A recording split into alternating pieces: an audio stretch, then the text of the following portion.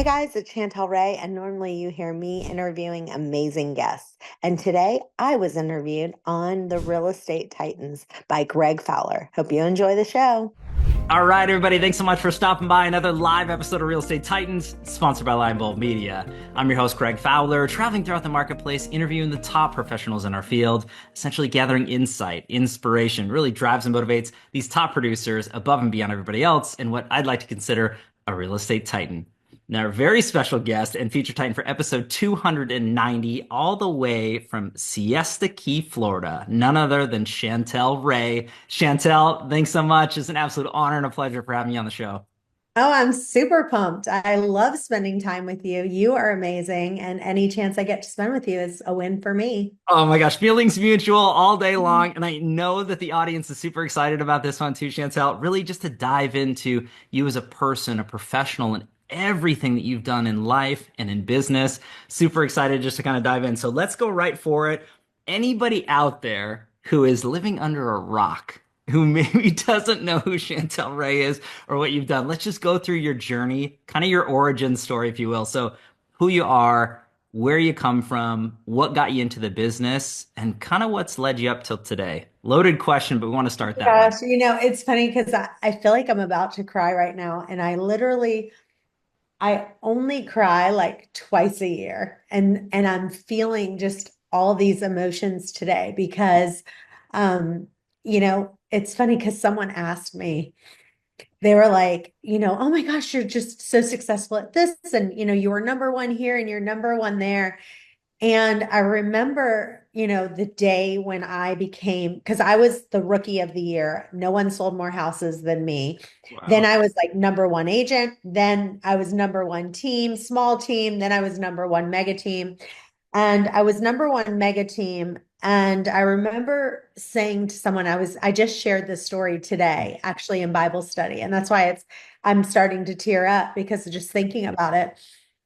And I was thinking, they said to me that they were like, oh my gosh, how does it feel to be the number one mega team in this area? Wow. And I remember saying, you know what?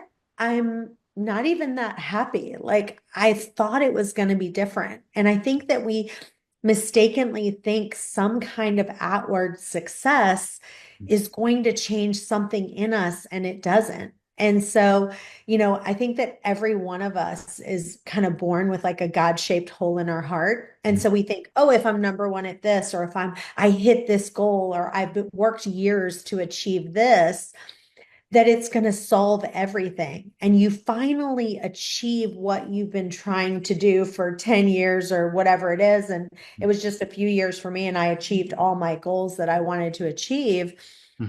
And I think that sometimes you think, oh my God, this is going to change everything. And then I realized, all the time that I spent and all I accomplished, all the dreams. And I realized that that didn't even make me that happy. Wow. And so I think that that's where as you get older, I've gotten older and I've realized like, what is it that really makes me happy? And what is it that brings joy? And what brings joy to me is spending time with my friends, spending time with my family, and being a blessing to other people. So now I've just kind of had this mindset set shift of like, okay, I don't have to be number one, number one, number one, number one. I really just want to be a blessing to others. That's where I find joy, is giving back to other people. And so it's just kind of something that, is making me tear up a little bit just thinking about that. You're So, like, oh my gosh, we've only been on this podcast for a minute.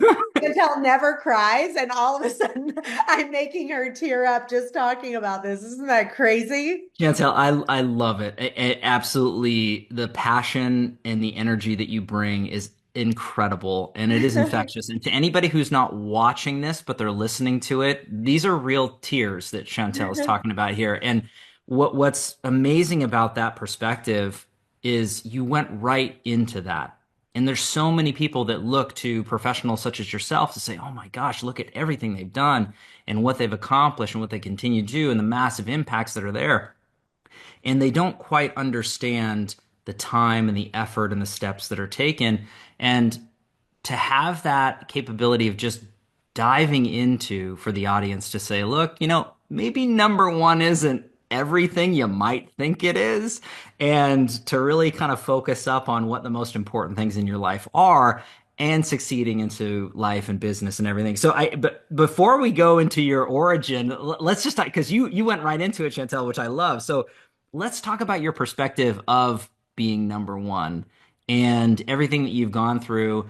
Is it all that it's cracked up to be? Kind of what's your perspective into that? Because you've done so much in your career, it's not even funny. Well, thank you. The thing for me is I had to realize what happened was I ended up just growing so big. So, we started, it's kind of the dream of everyone, right? You start as an individual agent, then you get a team, then you become number one team, then you own your own brokerage, and then you end up turning into your own small brokerage. That's like everyone's dream, right? I want to be my own brokerage. And we ended up growing into 20 states. And the Wow. toll that it took on my health was crazy because we wanted to always remain profitable. Sure. And in order to, we just kept competing. We loved what EXP was doing. Mhm. And we tried to copy everything they did. I mean, at one point, I had 6 web developers on staff. We Wow. had just, we were in 20 states. We had leaders in every state. We had brokers in every state. We had multiple brokers in every state. And just how big that Mhm. got my health to the point that I got psoriatic arthritis. I had an autoimmune condition. Mhm. And there were days I couldn't even get out of bed. Like my joints hurt so bad because I was so stressed. And my goal was to take the company public. I was like, we're taking this company public. We're taking it public. And we spent hundreds of thousands of dollars in, legal fees to get everything, to get it public. And everything that we did was just so massive. Wow. And then I finally kind of had this aha moment where, you know, like Warren Buffett, Mhm. he owns Coca-Cola, but he's not the CEO. And Sure. he makes a lot more money than the CEO does, Then the CEO has nothing to do with just problems and problems and more problems. And really what a CEO's job is, right? They hire the best people. Mhm. Then the problems that CEO can't solve, they then have to solve those problems. And so it's just the amount of, if you think about like an emergency room doctor, Sure. that's kind of like a CEO. They need to be able to have, they're expecting problems. And Mhm. that's what a CEO does. They just have tons of things that hit them over and over and over again. And so I just kind of had this aha moment when I realized, EXP started copying a bunch of stuff we did. So we opened up all 3 levels, where in our company, the first 3 levels opened up right away. Guess what Wow. leadership did at EXP? They copied us and they said, okay, we're going to have the first 3 levels open up. Leadership told me, yeah, we copied that from you. Oh. And they just started copying all the things that made us unique and awesome. They started copying. Wow. And then, so I just decided to merge in with EXP because they literally got to the place where you can't compete with them. Mm. They started making all of these incentives. Now level 4 and 5 open up if you're a capper. They have it where level 6 and 7 open up if you're an icon. And every time I turn around, they were like, oh, now we're doing this, and now we're offering this, and now we're offering leads. And I was like, I can't compete with them anymore. I'm not going to do this.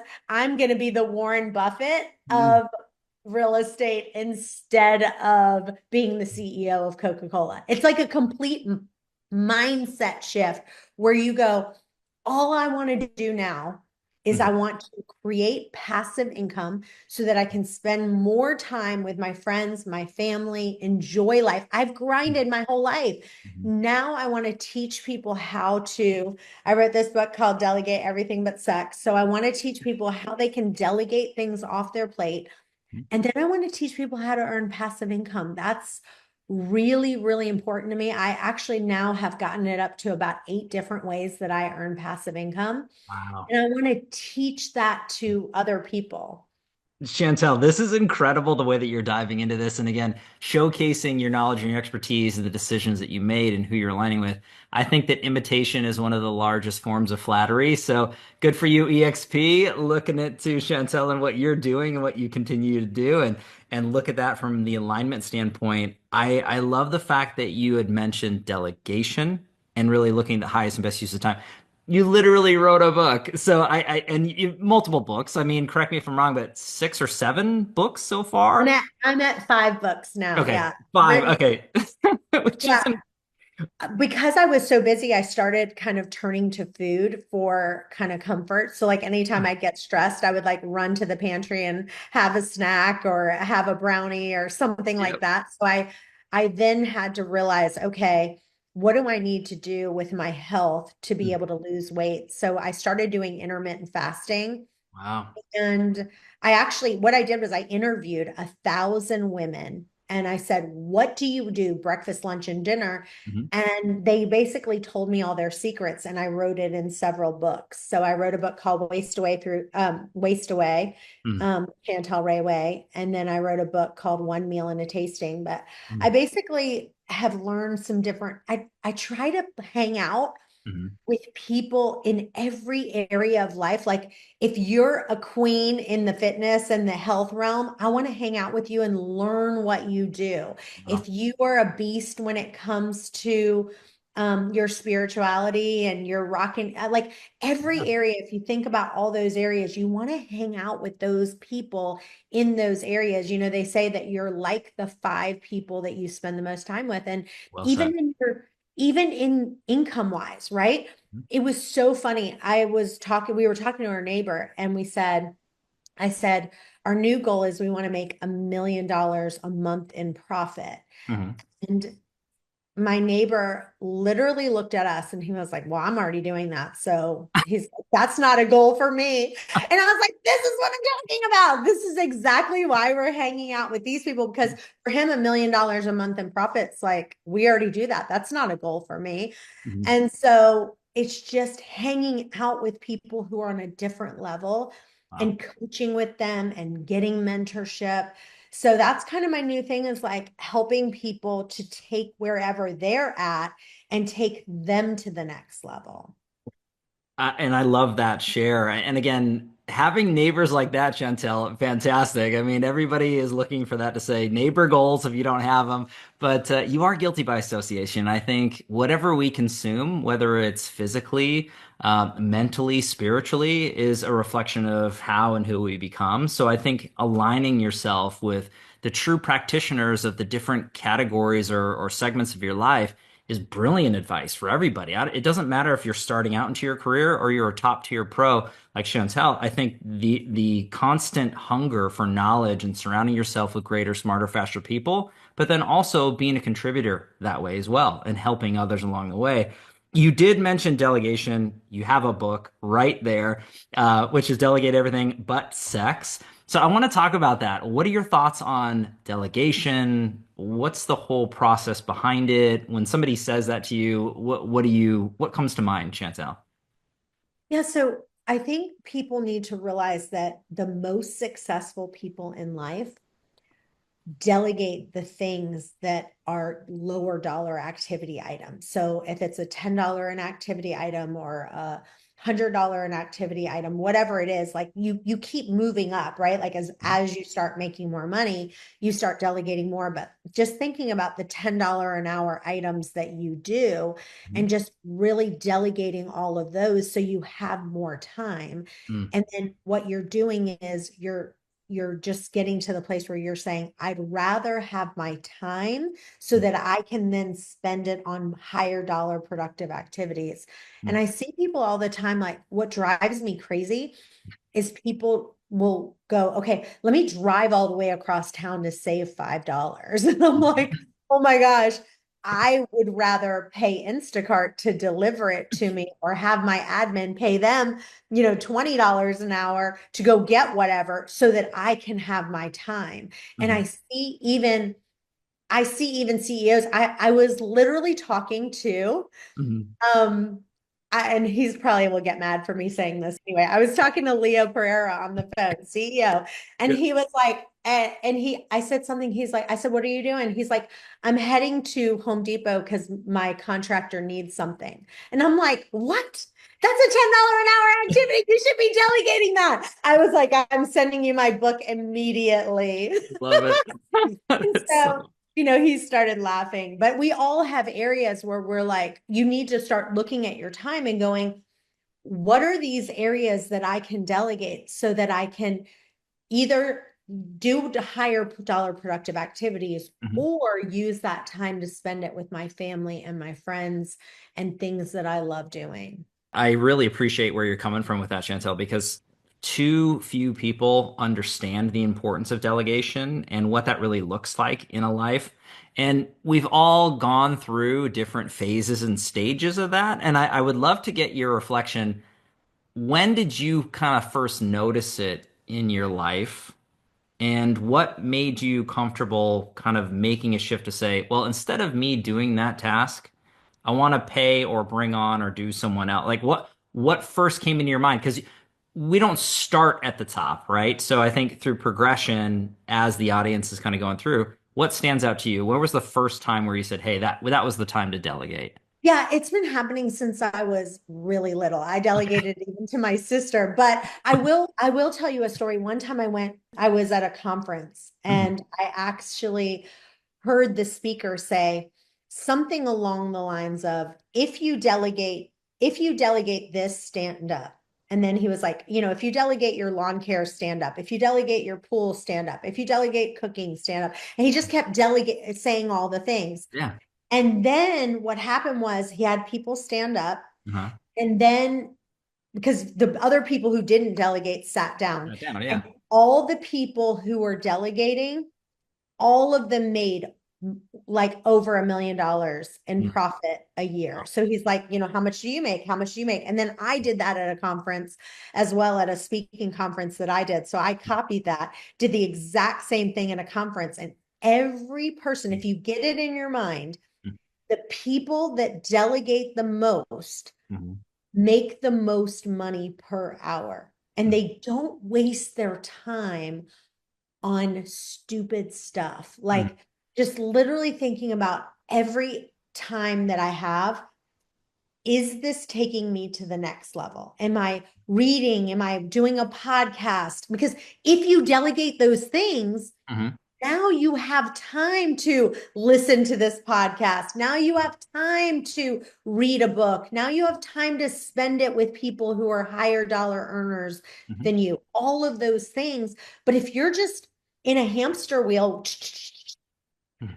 you don't have the time, and you can't do those things that will take you to the next level. Wow. I mean, the fact of the matter is there's so much truth to that. It's not even funny. And it's something that I would wildly encourage everybody to listen to that and take that wholeheartedly because if you are intentional with your time and you're wanting to grow and scale, that's really the way to go about it. And if you're not doing those things, look inward to say, how are you spending your time? What are the highest, best uses of it? I think that that's crucially important as you're mentioning it, Chantel.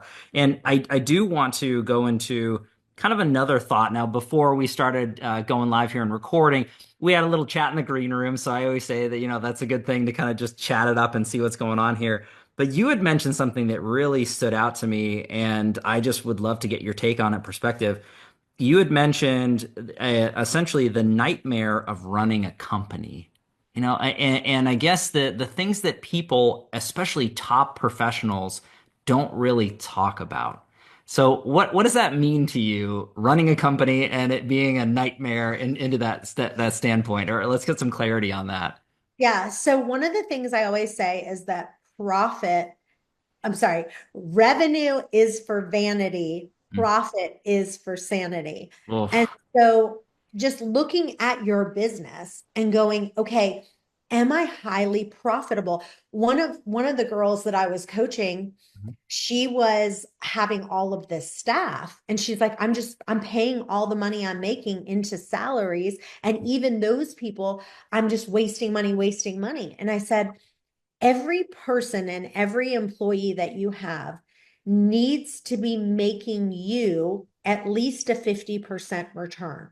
Wow. So if you're paying them $30,000 or $40,000 a year, then you need to be making 80,000 from that person. Hmm. And even if it's your personal assistant, the amount of hours that they're taking off your plate should be resulting in those hours of you being able to make more money. So you Wow. need to be able to make a double return. And so what was happening is she was working, working, working, and we dove in. And after coaching her, I realized, okay, what you're doing is you're making all this money and then you're turning around and spending all this money. And Hmm. when I was running my brokerage, I realized in order for me to compete with the big company like EXP, Hmm. we were profitable, but by this much. When we were running our team and we were giving out leads, we were extremely profitable. So Wow. you have to figure out, is what I'm doing profitable? Hmm. And if it's not, you've got to get rid of people. People don't want to get rid of employees that are not performing. It's one of the biggest things I see in companies is that they have someone, they're not taking stuff off their plate, they're not doubling their income, they're just doing minutia type work Hmm. that's not bringing revenue into the company. It has to bring in revenue, but not only revenue, it has to be profitable. If the company is not profitable, then what the heck? One of the things that Gary Keller did, Hmm. he invited me to speak at a conference. And one of the things I loved is he said, can you send a copy of your P&L? And I said, sure. So I sent a copy of our P&L and we were profitable. And he's like, we only try to have speakers now that are profitable and highly profitable because why do we want to bring in people and have them teach and show people what to do if they're not being highly profitable? And so when you get to the place that you're not highly profitable, you need to revamp things. And I will tell you, studies show right now there's different ones. There's one that said less than 10% of the people are hireable. Another one said that less than 3% are hireable. And I'm telling you, it's harder and harder and harder to hire people that are actually employable. The majority of people are not employable right now. And so trying to find that 3% of people that actually are wanting to work is is nightmare.com. Do you want to learn the proven blueprint to double your business with Chantel Ray? Then join our free call where we're going to teach you how to consistently double your closings, how to establish a dominance in your market, and how to maximize passive income. Learn how to stop trading time for money by creating multiple streams of income. Go to chantelray.com/Zoom links to register for your free call. This call is normally $500, so use coupon code Chantel Ray to get your discount. So why do you think that that's the case too, right, Chantel? And obviously you're a practitioner. So what's your perspective on why it's so hard? Why is the pool so low? Would be the first question, and then the second one would be how do you hire with intent? I guess kind of two parts. Yeah.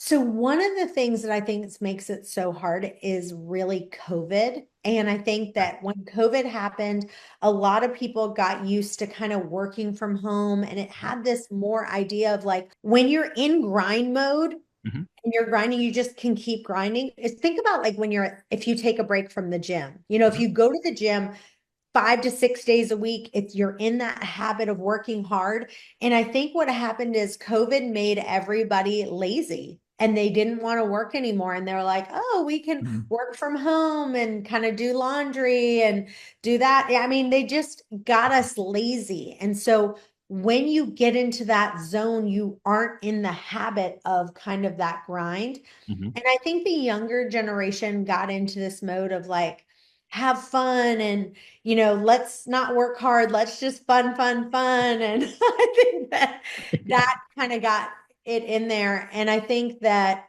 the younger generation, I hate to say this, Hmm. has gotten soft. They've gotten soft. Yeah, and I would side with that perspective too. When a lot of people they say, "Hey, it's tough to generalize," but just the conversations that you have with younger individuals, it's just the case. I mean, the thought process has shifted. I think that a lot of it is they're not understanding about putting the time and effort over long periods of time and longevity. I think they're wanting entitlement now. And I think that a lot of people want the lifestyle but don't want to work for it. So the shift into my perspective bounced off of that is, well, if they realize how difficult it is and they get there, but they don't want to put the work in, now they're shifting it to, well, I want to have a balanced life. I want to have fun. I'm not focused on this. Now I'm just a more of a holistic approach. And look, if that's the life you live, that's fine. No judgment, no pretense there. But if you're wanting to reach high highs and make massive impacts into the planet, you can't live that way. It's impossible. You talk to anybody who's done anything of relevance, it's just not the case. So I hear where you're coming from with that. COVID has been tough. I mean, just so everybody knows, if you're tuning into this after the fact, this is December 10th, 2024. We are well past COVID. So when you talk about those things, it has had a ripple effect, good, bad, or indifferent. I think that getting individuals back in the office and the daily activities, there's accountability behind it. But yeah, to your point, if you're at home in your pajamas and you're not necessarily concerned about, taking care of yourself physically, mentally, spiritually the whole way through, uh, people can get sloppy, they can get lazy. So I feel it. Correct me if I'm wrong, Chantel, but I feel that there is a soon to be wave of people getting more back into that. It still is a small percentage, but I feel that that small percentage that's going to put the time in, they're the ones that are going to have leaps and bounds in advancement of everybody else. So, I don't know what your thoughts are and perspective into that world, but again, it's just really fascinating to me to get your opinion on that for sure. You see it every day. Yeah, they want the trophy, but they don't want the work. Mhm. And they look at someone like me who's worked my tail off. Yeah. And now I'm kind of in a different place, but then they don't want to do the work that I did to get to the place that I'm at right now. And that's with everyone. They look at people's lives and they go, oh my goodness, but they don't see all the grind that happened on the upside. Mhm. And so you've got to be willing to do the work to get there. But I also think that there's a lot of things that people can do. Like there's things that I've learned now. Now I'm teaching people Mhm. if they go to chantelray.com/passive, Love it. there is so many ways now that you can actually, without needing massive capital and without a 24-hour hustle, there's strategies and tools that I've learned that you can generate income passively. And I wish I would have known this a long time ago. And we're helping people to where even with a little bit of money they have, Mhm. that we have a place where they can pull their money together to be able to buy things. I mean, right now, if you go on my Facebook, if you follow me, if you go to Chantel Ray Finch, like you'll see me in like a different Rolls Royce. Uh-huh. Um, but I actually make money on driving it. I'm no joke. I'm serious. Like you'll see me in a different Rolls Royce all the time, but I Love it. actually make money and I teach people how they can literally drive around in a Rolls Love and it. make money at the same time. Oh, that's kill well, obviously looking good as you're doing it, but making passive income into that. And Chantel, I want to dive into the education piece too, because I know you have helped and continue to help so many professionals all over the world, really just grow success and wealth. So, when you look at it from that standpoint, what advice would you give anybody tuning in right now?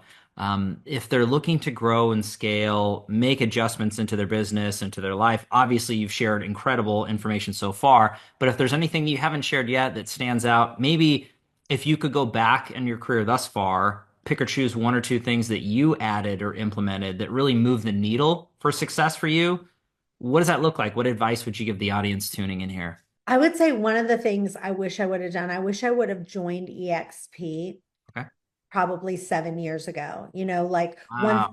when I started opening up Canzel, I think the biggest thing that I want to tell people to not do is to open up their own brokerage. And I know that sounds crazy, but what happened in the brokerage field, Mhm. okay, Yeah. is that it was the race to the bottom, right? There's all these companies that came out that was like, oh, 495 fee, 595, all these, it was a race to the bottom. And everyone's like, and now we'll give you this and we'll give you this. And it was like a feature dump, right? So it was like feature dump, we'll give you this. And then they were like, oh, they're giving that. So now we'll give this plus this. Mm, And so trying to run a real estate brokerage in mm, today's rate today's day is just impossible. You Wow. can't do it and make a ton of money.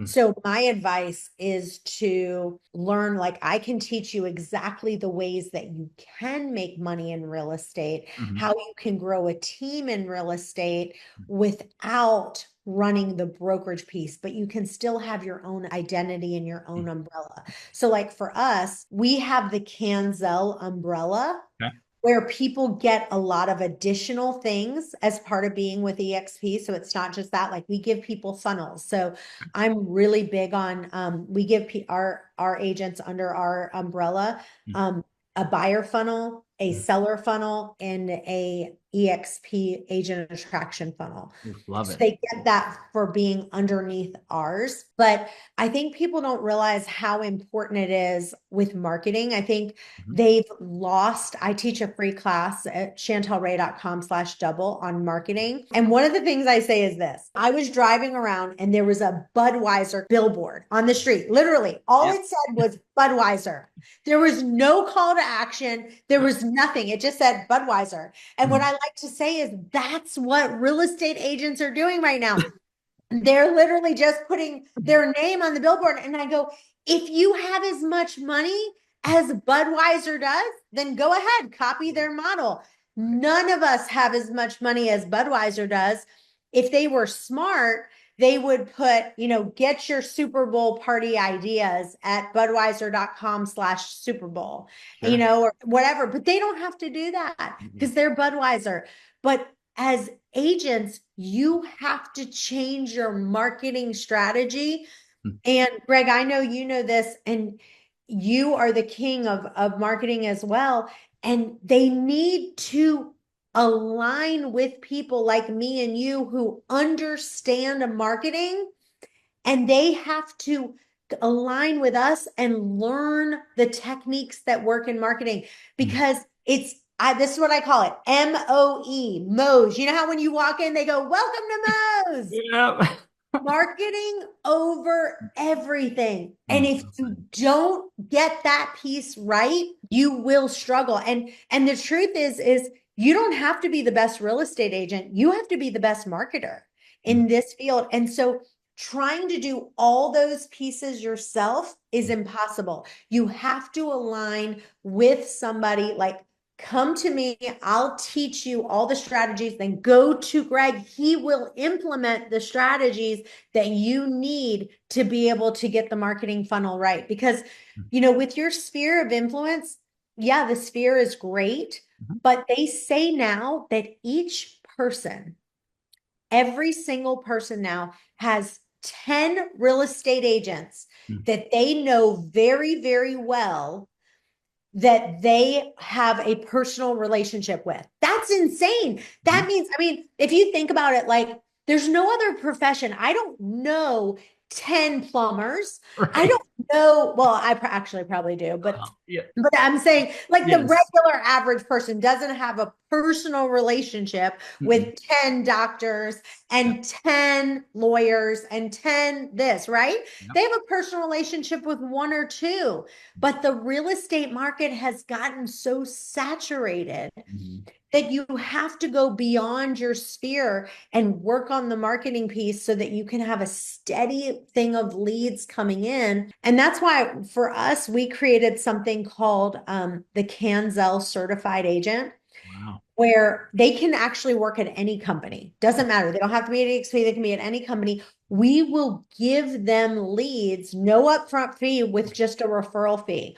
They Um, have to agree to be like really responsive. And there's some differences that they have to make sure like that they do. hmm.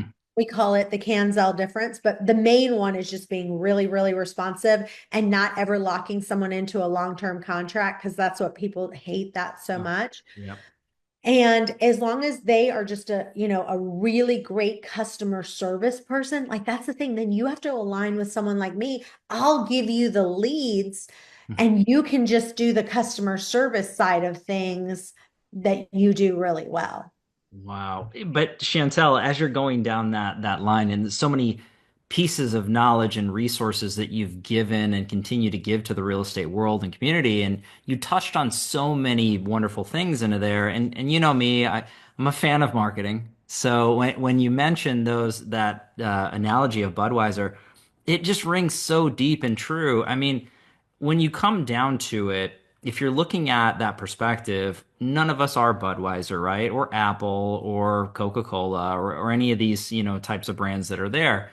So understand what is going to work for us in our micro markets with our brand and having calls to action, but having it an authentic and a very meaningful connection with the end user so that we stand out. You had mentioned 10 relationships, and that to me is spot on to the consumer, to a real estate professional.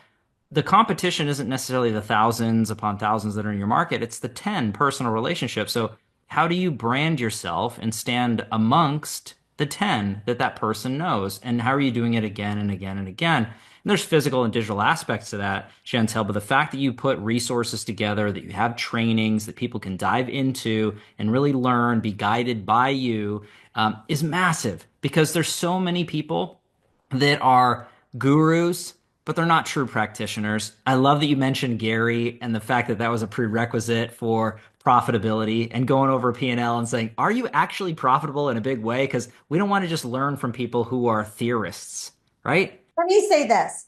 A lot of people right now are trying to save money. So what they're doing is they're stopping their advertising. Like they're like, I'm not going to do any advertising. I'm not going to do any marketing. And what I say is if you're stopping your advertising to save money, that's like saying, okay, let me just stop my watch right now so I can save time. That doesn't make sense. Like Beautiful you analogy. can't, yeah, you can't like just stop your watch and save time. That doesn't work. If you want to save, you can't stop your advertising to save money because the whole person is that people do not buy things just like out of the blue, right? Like if you think about Facebook and Instagram, this is where people are going right now. So you have to be able to say, okay, I'm going to continue to do advertising.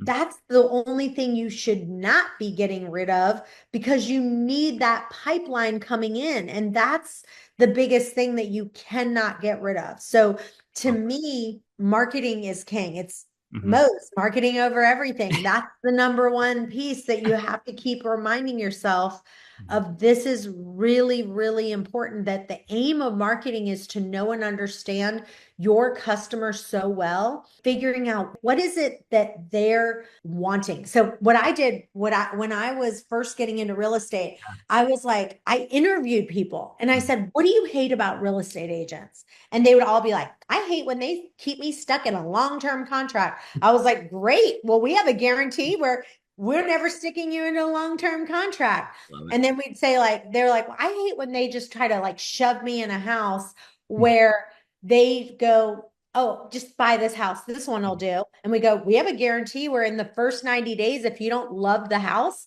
we'll sell it for you for free.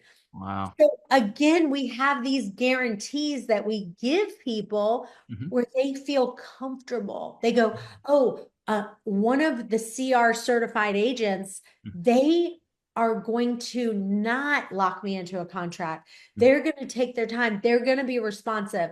And so you figure out what is that little button that kind of makes someone tick. I'll give you an example. There was this carpet place that did some kind of ad that said, if you don't love the carpet or the flooring one that you put in, we'll rip it up and put it for free. I was Mhm. like, wow, There you go. that is a really good guarantee. You've got to figure out what your guarantee is Mm.